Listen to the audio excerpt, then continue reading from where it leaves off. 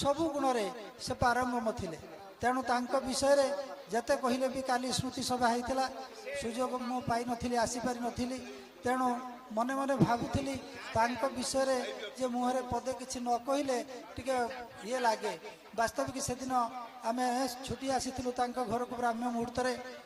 ता पूर्व जो सत्संग होइथिला सेही सत्संग परे आमे आसी तांको देखा करिथिलु।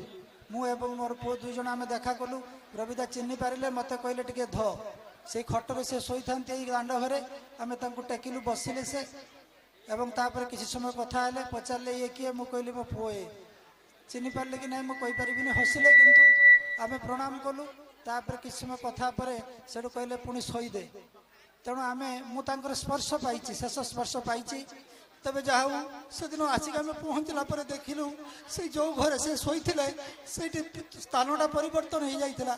से हुए तो बिछणार नथिले तले शोईथिले से खट उपरे नथिले से तफात एतिकी थिला आ नीरव हो जाइथिले। सबुदिने कथा कही कही हुए तो से थकी जाइथिले। तेणु से नीरव हो जाइथिले। तांकर से नीरव पार्थिव शरीर पाखरे अश्रु विसर्जन करने व्यतीत आमर गत्यंतर नथिला।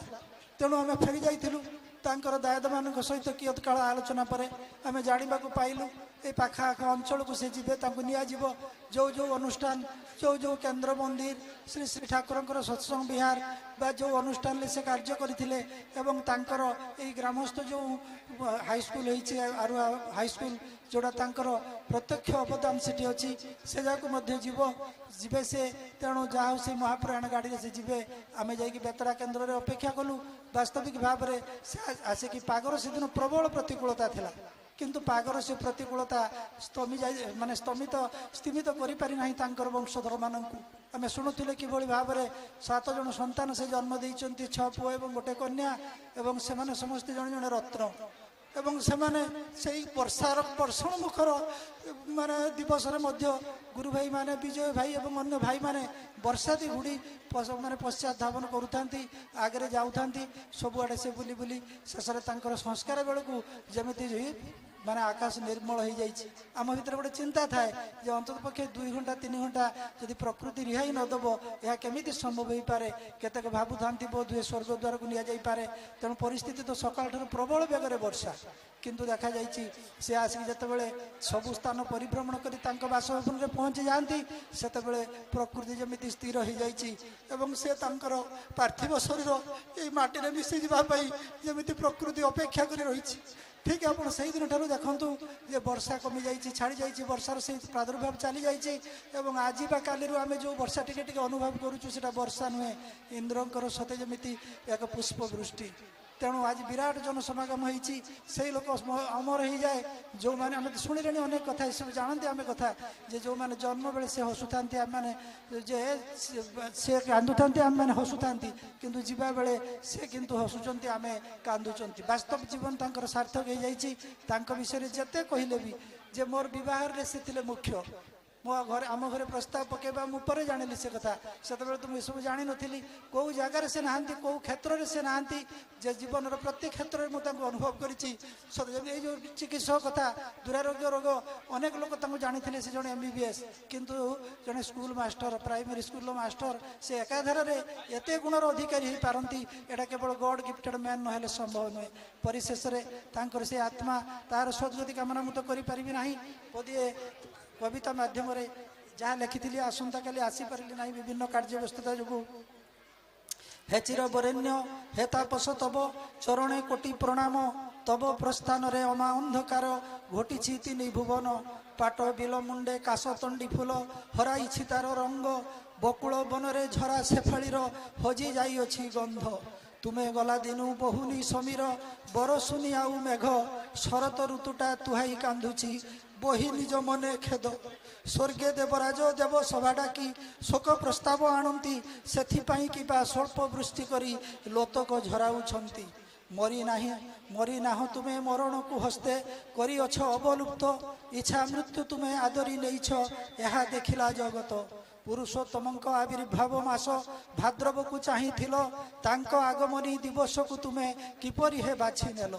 जुगाचार्य देव बड़दांक परी संध्या विनतीर बेले प्राण पक्षी तब आश्रय लभिला श्रीकंज चरण तले ତୁମ ହାତ ଗଢ଼ା କେନ୍ଦ୍ର ଓ ମନ୍ଦିର ନୀରବ ନିସ୍ତବ୍ଧ ଆଜି ରୀତିକି ଯାଜକ ସତସଙ୍ଗୀ ଗଣ ତୁମକୁ ଝୁରନ୍ତି ଖୋଜି ଯେଉଁ ବିଦ୍ୟାଳୟ କେନ୍ଦ୍ର ମନ୍ଦିରକୁ ନିଜ ହାତେ ଗଢ଼ିଥିଲ ସେଦିନର ମହାପ୍ରୟାଣ ରଥରେ ନୀରବେ ବୁଲି ଆସିଲ ଛାତ୍ର ଶିକ୍ଷକ ଶୁଭେଚ୍ଛୁ ସତ୍ସଙ୍ଗୀ ପ୍ରତୀକ୍ଷାରେ ଥିଲେ ରହି ପଦେ ହେଲେ କଥା କାହାକୁ ନ କହି ନୀରବରେ ଥିଲ ଶୋଇ ଅନେକ କହିଛ ଅନେକ କରିଛ ଅର୍ଦ୍ଧ ଶତାବ୍ଦୀରୁ ବଳି ସେଥିପାଇଁ କିବା ଅଭିମାନ ଭରେ ମୌନରେ ଥିଲ ରହି କେବେ କିଛି ମୁହିଁ ମାଗିନି ଠାକୁରେ ଏତିକି ମିନତି ମୋର ଏ ଅଞ୍ଚଳ ମଣି ରବିଦାଙ୍କୁ ପ୍ରଭୁ ଅଚିରେ ସୁଗତି କର ବିଦାୟୀ ଲଗ୍ନେ ଜଣାଏ ପ୍ରଣତି ହେ ପ୍ରଭୁ ପରମ ପିତା ତାହାଙ୍କୁ ପୁନଶ୍ଚ ଜନ୍ମ ଦେଇଣ ହରନ୍ତୁ ସଭିଙ୍କ ଚିନ୍ତା ଛାଡ଼ି ଯାଇଥିବା ତାଙ୍କ ପରିବାର ସତୃଷ୍ଣେ ରହିଛି ଚାହିଁ ସେମାନଙ୍କ କୋଳେ ଜନ୍ମ ଦିଅନ୍ତୁ करे प्रभु निउ छाड़ी अधूरा कार्य को समापन पाई निश्चय लभिबे जन्म सभिंकर इच्छा पूरण करिवे भावग्राही भगवान जय गुरु। अति सुंदर भावरे सत्संगी जीवन स्मृति वैवाहिक जीवन स्मृति व्यक्तिगत जीवन स्मृति कहू कहू बाष्पाकुल हो उठी वास्तव भाव से जन शुद्धपुत आत्मा थे श्री ठाकुर भाषा आम चाहे शुद्धात्मा यही शुद्धात्मा कथा पकाणुले पूज्य पद्मलोचन सार या स्मृतिचारण करने एका दिवाकर महापात्र सार को निवेदन करुच्ची संपर्कित स्मृति उच्चारण नवानि गृह्णाति नरोपराणि आत्मा अविनश्वर सांख्य जोगरे भगवान वासुदेव कृष्ण अत्यंत सूक्ष्म भाव ए आत्मा और शरीर भितर जो प्रभेद ताको अत्यंत सुंदर भाव वर्णना कर शरीर होउछि पंच महाभूतरे ए शरीर होउछि पंच महाभूतरे गढ़ा पृथ्वी आकाश वायु जल अग्नि आउ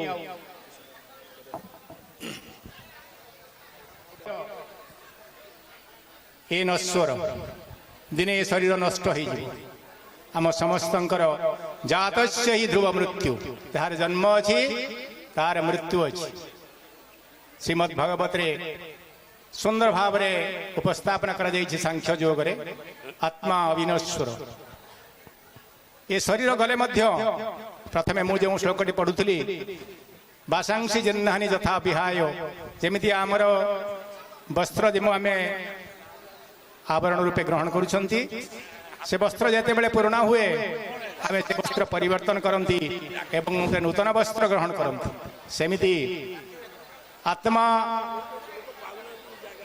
जे हृदयस्थ जे हृदय अछंती समस्त हृदय ईश्वर अवस्थित तेणु समदर्शी कह जाए से आमे जदि ये शरीर रु आत्मा चलीगले शिव रु शव हो जाए आमे वर्तमान शिव स्वरूप समस्ते किंतु सब हो जाए जो माने हमरा गेट पाखरे हाथ धोइबा ପାଇଁ व्यवस्था अछि समस्ते सहित की जाइए हाथ धोइबे पत्र गोटे जगह पकेबे समस्ते धीर स्थिर श्रृंखला रक्षा करिकी भोजन करिवे जेते बेले हमर आत्माटी ये शरीर उपयोगी नुह माने पूज्य सार बाबद किसी कहवा को थाए एवं अनुभूति थाए आपण मानकर निजस्व अनुभूति की व्यक्त करने स्वतंत्र व्यवस्था कर समस्ते धीर स्थिर श्रृंखला रक्षा करिकी ए सब कार्यक्रम सहयोग कले आमे खुशी हेबु एवं स्वर्गत आत्मा मध्य शांति पाइबे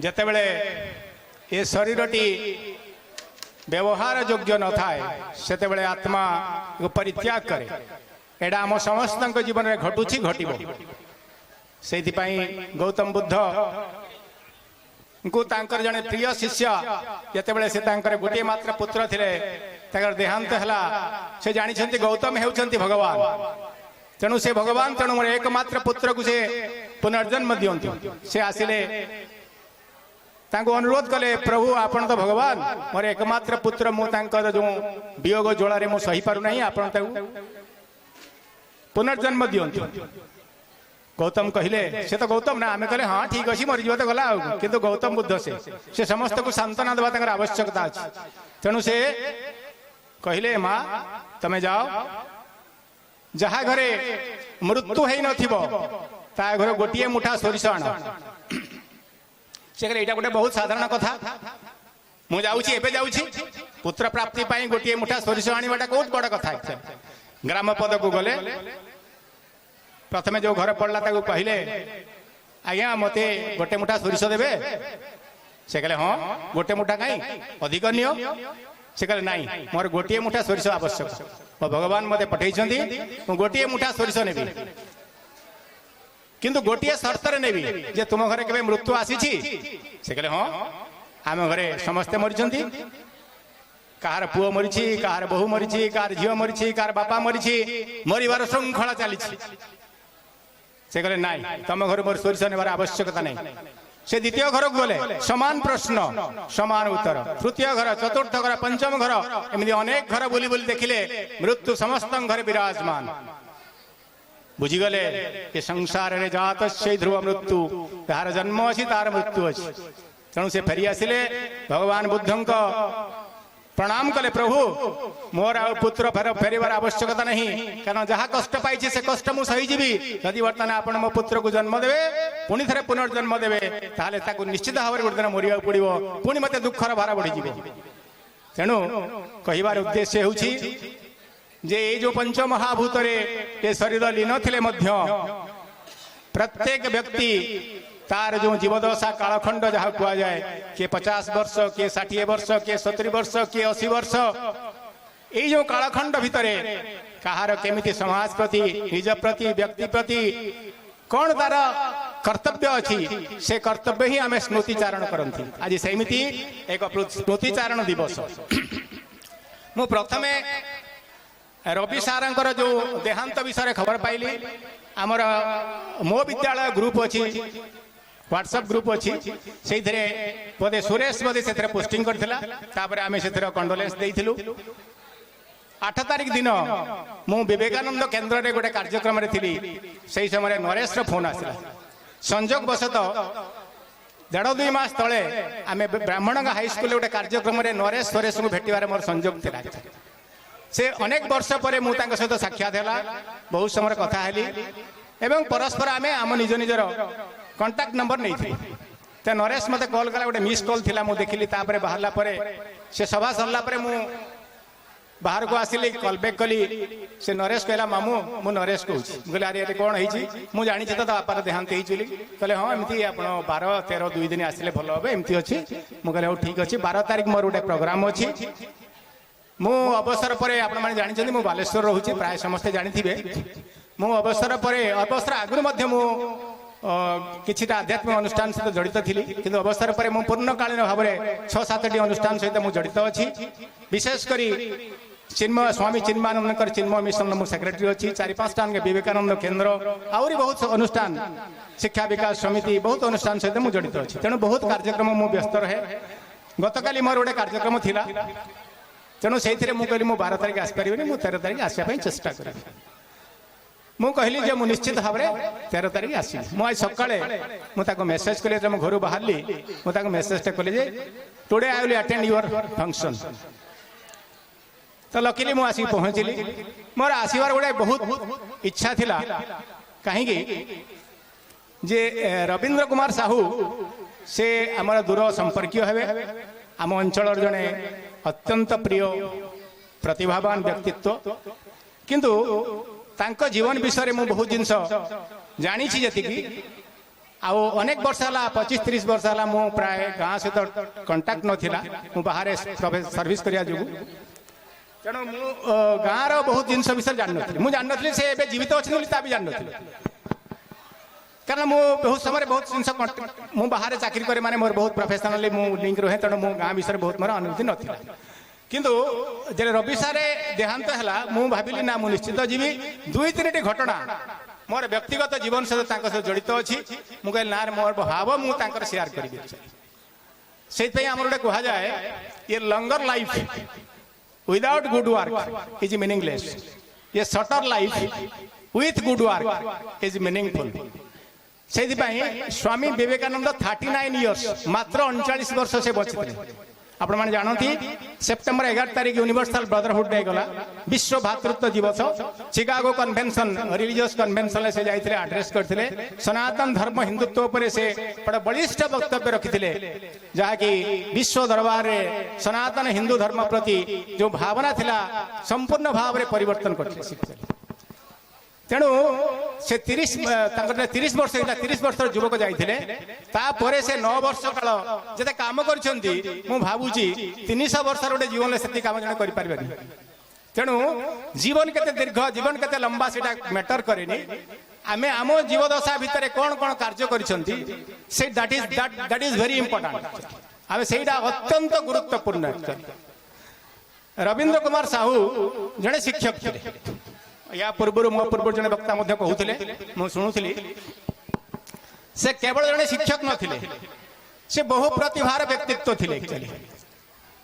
आमे समस्ते जानी मो बयस मो 5-10 वर्ष कम बयस जो मैंने अच्छा से जानी आम अंचल केते अनुन्नत थिला शिक्षा स्वास्थ्य गमनागमन आध्यात्मिकता ये चारिटी देखिले शिक्षा दृष्टि बहुत अनुन्नत थिला गमनागमन कथा न कहले भल स्वास्थ्य वासुदेवपुर गोटे हॉस्पिटल थिला पीएचसी थिला डॉक्टर जड़े अधिक रोते स्वास्थ्य बड़ विकल चित्र थिला आ गमनागमन समस्ते जानी तेणु आध्यात्मिकतार बहुत दुर्बल स्थिति थिला तेणु ये जो चारिटा दिग प्रति से अत्यंत निष्ठार सहित जीवदशा से काम कर से जदिव गोटे ट्रेंड डॉक्टर नथिले किंतु मु जहाँ अनुभव करिछि से प्राय आम अंचल सबु घरे घरे से गोटे डॉक्टर हिसाब से परिचित थे मोर गोटे विशेष अनुभूति मुझे शेयर करी 2004 मसीहार कथा मुझे इलेक्शन कंडक्ट करने भवानीपाटना रे कैंप करता 3-4 मास मुझे भवानीपाटना था मोर पोस्टिंग था ब्रह्मपुर मु भवानीपाटना रे एक्सक्लूसिवली कैंप करता इलेक्शन पर्पस पाखापाखि 3 मास मुझे कैंप करता 2 मास कटला परे गोटे दिन घर फोन पाइली समय को लक्ष्य करी आलोचना करिवे दीर्घ मु तेणु सेतेबेले मु अनुभव कली जे मते कॉल आसिला जे मां को देह बहुत खराब मु आसिली आसिला परे किए आउ डॉक्टर अछंती रवि सार अछंती तांको डाकिले राति रे बदे संध्या समय के ता परे हबो से अकुंठ चित्तरे आसिले देखिले कहले परिस्थिति ठीक ठाक आ नाही बयस हलानी जहा तांकर मेडिसिन दवा कथा देले अत्यंत प्रिय सहित मुझे बहुत समय कथा भी हेली से एकाधार पाला गायक आपण मैंने जानी से ब्राह्मण गोटे होमियोपैथी डिस्पेंसरी बहुत प्रयास कर प्रयास जो ब्राह्मण गोटे डिस्पेंसरी स्वास्थ्य सेवार उन्नति कर एकांत निष्ठा ता सहित से जो श्री श्री ठाकुर अनुकूल चंद्र बाणी को ए अंचल प्रचार प्रसार करिवारे से अत्यंत गुरुत्वपूर्ण भूमिका निर्वाह करते जीवदशा से सब प्रकार कार्य जड़े पाला गायक जड़े शिक्षाविद जड़े स्वास्थ्यकर्मी सब पुछि गुण में जड़े मल्टीफेसेटेड पर्सनालिटी पाइबा बड़ा डिफिकल्ट जार बहुविध प्रतिभा थी से प्रतिभा पाइबा बहुत कष्ट तेणु आम अंचल से ही व्यक्तित्व अभाव निश्चित भाव में रही ये जो आवर्तमान आम स्मृतिचारण किंतु प्रेरणा है प्रत्येक व्यक्ति किछि किछि सामाजिक दायित्व नेले आमे व्यक्तिर परिवर्तन हो पार व्यक्तिर परिवर्तन हेले समाज परिवर्तन हो पार समाज परिवर्तन हेले राष्ट्र परिवर्तन हो पार ये पाखर शिखबार अच्छी अत्यंत प्रेरणादायी जीवन थिला समय स्वल्पता जो मते निर्देश आसला ये समय को कनसल्ट करवा निश्चित भाव में मु समस्त पाखे आउ थे समस्त को धन्यवाद देवी मते दीपद कहवाई मोर भाव विनिमय करने ये निश्चित भाव में आम समस्त एक प्रेरणा थिला जीवन एक दर्शन थिला मु भावुची सुयोग्य संतान माने जीवन उपरे यदि गोटे डॉक्यूमेंटरी बनै पारंती बहुत भल हुआ कारण जीवन में जो दीर्घ जीवन 87 इयर्स बोधे जहाँ नरेश मत कहूला ये जो लंबा जीवन व्यक्तित्वर जब डॉक्यूमेंटरी बना जाई पारे ताहले आगामी पीढ़ी मान ये गोटे प्रेरणा हम आपण मान समस्त आउ थे धन्यवाद नमस्कार जनाई मोर बाणी को विराम दे धन्यवाद रविदान को भल पाउथला मनीष से बाबद कियत कथा आलोचना करबा ମତେ ଲାଗେ ସତେ ଯେମିତି ଆରୁହାର ସୂର୍ଯ୍ୟ ଆଜି ଅସ୍ତମିତ ହେଇଛି ତାଙ୍କର ବର୍ତ୍ତମାନରେ। ବହୁବିଧ କଥା ଆଲୋଚିତ ହେଇଛି। ଯୋଉ 5ଟା କୋର କଥା, ଶିକ୍ଷକ, ଗାୟକ, ନାୟକ, ରୀତିକ, ଲେଖକ, ଚିକିତ୍ସକ, ଏମିତି ଅନେକ କୋହର ସମାହାର।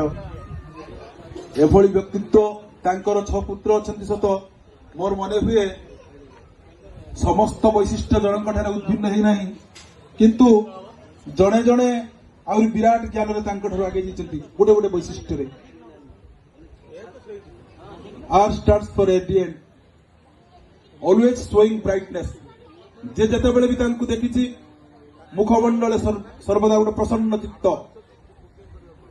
ତାଙ୍କୁ ପାଇଲେ ମଣିଷ ଯେମିତି ସମସ୍ୟା ସମାଧାନର ବାଟ ଖୋଲିଯାଏ। ଯୋଉ କଥା ଆଲୋଚିତ ହଉଥିଲା, ପହଞ୍ଚିଲେ ଶ୍ରୀ ଶ୍ରୀ ଠାକୁରଙ୍କ ନିକଟରେ ପହଞ୍ଚିଲେ ମଣିଷକୁ ଯେମିତି ସେ କହୁଥିଲା ଆମେ ଆছি, ଆରେ ମୁଁ ଅଛି, ତୋର ଚିନ୍ତା କର।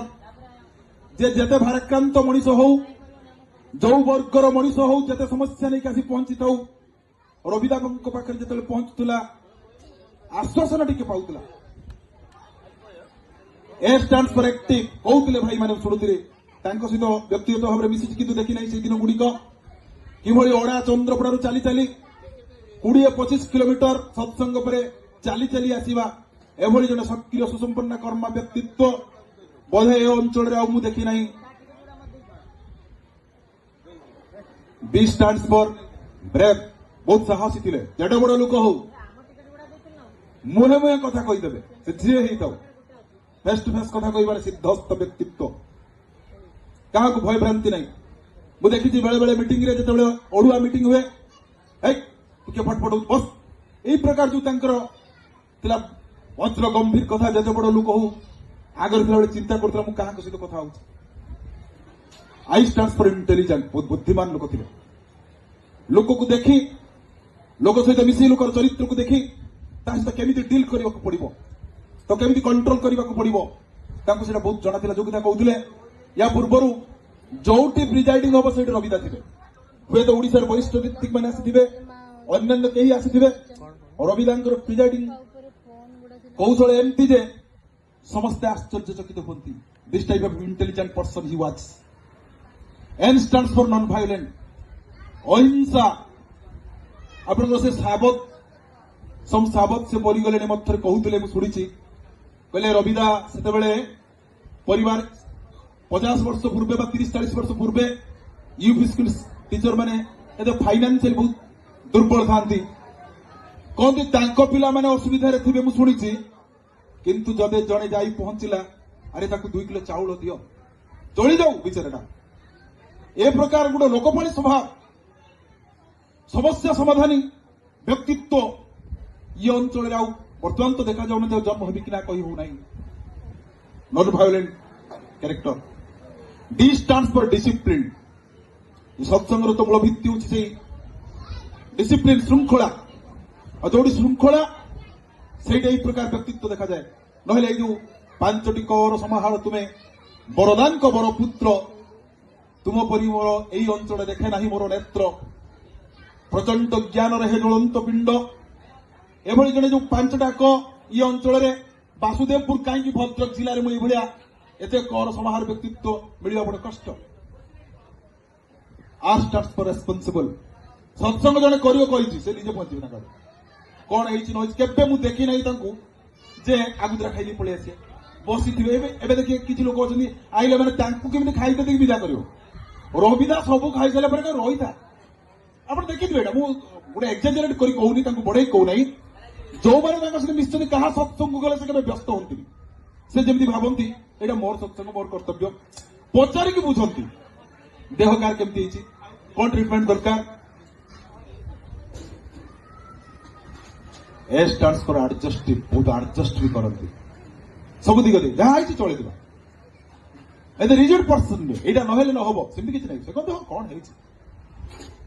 ତାଙ୍କ ସହିତ ମୋର ଦେଖା ହୁଏ, ବୋଧେ ମନେ ପଡୁନି ଠିକ ତାରିଖ, 2007 ମସିହା। ମୁଁ ଥରେ ତାଙ୍କୁ ଏଇଠି ବୋଧେ ସେତେବେଳେ ଟ୍ରିଟମେଣ୍ଟ କରୁଥାନ୍ତି। ମତେ ବେତରା ସତ୍ସଙ୍ଗ କେନ୍ଦ୍ରରେ ମତେ କତିପୟ ଭାଇ କହିଲେ ଯେ ତାଙ୍କୁ ନେଇକି ଆସିବା ପାଇଁ। ସେ ଟ୍ରିଟମେଣ୍ଟ କରୁଥିଲେ, ନେଇକି ଗଲି। ମତେ ସେତେବେଳେ କିନ୍ତୁ କମ ବୟସର ପିଲା, ମୋର ଧୈର୍ଯ୍ୟ ନାହିଁ, ବିରକ୍ତ ଲାଗୁଥାଏ। ଲୋକ ସହିତ ଏତେ କଣ କଥା ହଉଛନ୍ତି, ମୁଁ ଗୋଟେ ବସିଛି। ମୋର ସେତେବେଳେ ବୟସ 2007 ମାନେ ମୋର 21 କି 20 ହବ। एट द एज ऑफ 20 से पेशेंस नहीं जड़े लोक सहित कथा होचन ता मां कोन कला ता भाई कोन कला बोली केते गोसी परसेंट कोन कथा होचंती किंतु परवर्ती जीवन में जानली जे से मनीष को भल पाती मनीष समस्या बुझंती श्री श्री ठाकुर जोटा चाहिए जब तुम जब लोकपाली स्वभाव नहेला लोकर सुख दुखर चिंता न कल तुम जिते बड़ हो जहाँ भी हो तुम किसी भी है सब बेले प्रत्येक केन्द्र मंदिर अनुष्ठान हाथ गढ़ा अनुष्ठान में जो जमी देती आरुआ हाईस्कल से जमीर मूल्य बर्तमान कोटी कोटी टंका हम एभली लोक किए अच्छी दे पार दारिद्र्यर कथा खातर जर्जरित होती चाहिए से जमी बिक्री पे पाठ पढ़ी पारते एकर एकर जमी देदेले विद्यालय को यही महानता यही हूँ बयान्यता थरे दुई थर कथा पर गुण चिने गुणिया सुना चिने बणिया थरे दुई थर सहित कथा मत से सब जो ठिया हुए थाए मु दुष्ट पिला को जमी शिक्षक ठिया करती क्लास रे दुष्ट पिला जो पिला दुष्ट हुए ताकू ठिया करती नचे भल पढ़ुवा पिला को ठिया करती से जोटी था मुझे था राजेन्द्र तू किसी कह यही प्रफुल्ल भाई अच्छा थोड़े गोटे सत्संग तुलंतुला होता बहुत गण्यमान्य बरेण्य बसता कहले राजेन्द्र तुम सब समय तू सब सब आलोचना कर सब प्रफुल्ल भाई आलोचना कर सारे कहले खूब बढ़िया प्रफुल्ल भाई कहले मत हसुँच कहले बुढ़ा आशीर्वाद कर तुम डेभलपमेंट सियोर मु फिल कर कथा डेभलपमेंट माने तथाकथित पार्थिव जगत डेभलपमेंट तो ठाकुर धरी से डेभलपमेंट नुहे तथापि अनेक आम जे अभाव अच्छु असुविधा अच्छु नहीं ठाकुर धरिकी कहीं केवे पछई जाई जो डेभलपमेंट थिला तांकर कथाटा आज सत्य परिणत होती आज बांसदेवपुर ब्लॉक नुहे भद्रक जिला नुहे सारा ओडिशा रे विभिन्न प्रांत अनुप्रांतर श्री श्री ठाकुर कथा तुली धरिया बेले बेले मत डाकुंट वक्ता हिसाब से कथाटा मत लगे से शीघ्र फुटी जाता जो कथा कहते जे ट्रिटमेंट हो जहा हो तू ये नहीं जा काली कौन चल सत्संग जो कथा से जो आशीर्वाद थिला जो भल पाइबा थिला देह रक्षा करिबार 2-6 मास पूर्व समस्त को देखा चाहती आमर जे बेतड़ा सत्संग केन्द्र पूजक नना से जाई कहती जे रविदा सार आप खोजुले मुझे पहुंचली बोली दादा प्रणाम कली दादा चिन्ह पार्टी कहले हाँ भल चलती सब पचारि बुझती मुझे जापरुनी बयसर सायन उपस्थित ये जो व्याकुलता ये जो आत्मीयता ये जो आंतरिकता ये भल पाइबाटा जगत क्वचित देखा मिले मनीष मरब दिने जन्म हेले देवता भी मरे सार्थकता प्राण दाह माटी गुड़ी छुरे जातस्य ध्रुव मृत्यु आम जन्म हो मृत्यु निश्चित भाव में किंतु यही भाया व्यक्तित्व शिखबार अच्छी अनेक कथा धैर्य स्थित प्रज्ञता कि भाव में स्थित कौन समस्या केबे तंकु भाराक्रांत हवा के मु देखी से रोगाक्रांत है भी जो कथा थिला यार 2-4 वर्ष पूर्व बोधे सुयोग्य दायद मैंने जो रखी कवि सम्मेलन अनेक सम्मेलन से बसी बेले बेले बसिक आगे कथा डर लगे 2टा कथा जो डर लगे काले भूल हो कि 2 नंबर कथा दादा काले कौन कहीदेवे कि जेडे बड़ लोक हो रविदा अच्छे भय आसे ये जो पर्सनालीटी जेते अमीमांसित समस्यार मीमांसा करिबारे सिद्धस्त शिक्षागत योग्यता जहाँ भी था बहु शिक्षित लोक मानू जे विचक्षण ज्ञान बुद्धि पराहत करती यही एक व्यक्तित्व अधिकारी थे सी आत्मार सद्गति प्रार्थना करिया मो दृष्टता निश्चित जो बारंबार वर्षा हुए कर्म जंजाल भितर पार्थिव शरीर को देखा कर सुजोग मत मिलानी सुरेश नना सहित बारंबार कथा होता है फोन जोगे तृतीय दिन कि चतुर्थ दिन मुझे पहुंची परिवेश केमती सुयोग्य दायित्व मैंने कर्म को सुचारू रूप संपादन करने जो शपथ नहीं बोधे प्रकृति सेमती रहा कहते जो दिन वर्षा है नना टे काली तो कथा हो कहली देखिए नना मोर जा हृदबोध ये वर्षा हूँ आशीर्वाद वर्षा कर वर्षा आनंदर वर्षा कर वर्षा प्रेमर वर्षा कर प्रचंड उष्णता को कमेवाई हुए तो इंद्रदेव आह्वान पहर दिन पर्यंत आपने देखिए कि भाव में गरम थी आम गोटे ट्रेनिंग रे थिलु आमर जने दीदी एत पेन है से पूरा शेष एसी रूम रहा पड़ा आप पहर दिन पर्यंत देखिए कथाटा आज जमी पाग अनुकूल होती सदे जमी प्रकृति समस्त कार्य को अभ्यर्थना कर जड़े देवप्रतिम व्यक्ति मोर आत्मा सद्गति कामना कर मोर वक्तव्य ओहरी जाऊँगी जय गुरु।